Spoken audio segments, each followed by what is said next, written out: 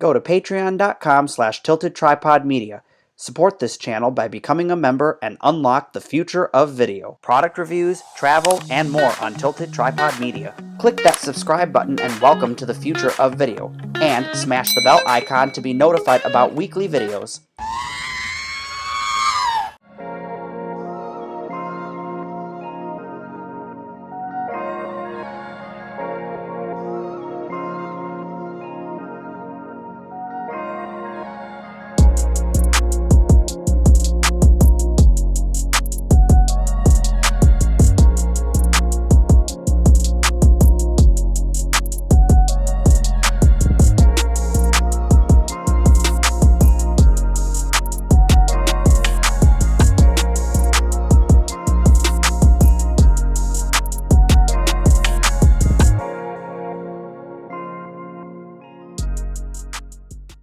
It's time to check out this closing Stein Mart here in Deerfield Township. Or are we in Montgomery?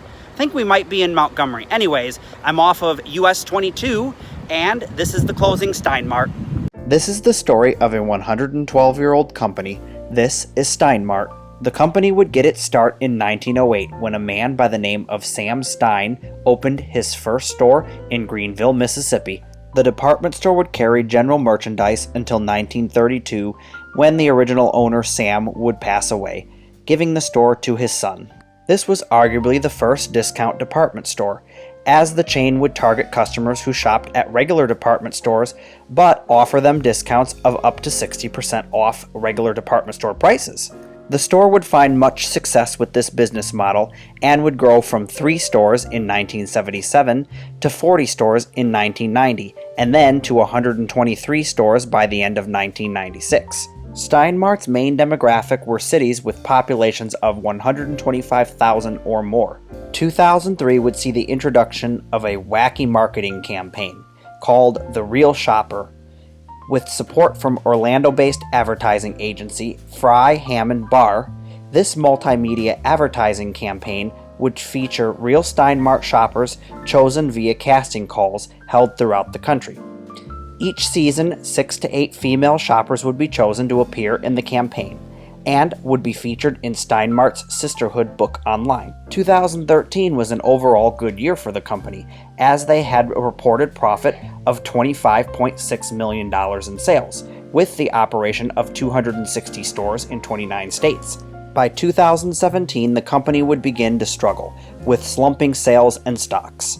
2018 would see a final attempt to save the company and restructure, but with the onset of the pandemic in 2020, the company could no longer stay afloat and would enter into Chapter 11 bankruptcy.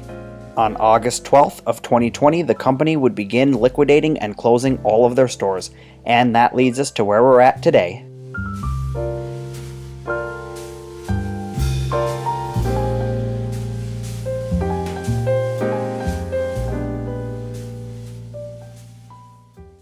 This is the Stein Mart in Rockwood Commons near the Norwood area of Cincinnati, and we're going to check this one out on today's episode. I've noticed that, I know you can't really see them, but I'll get a shot of it.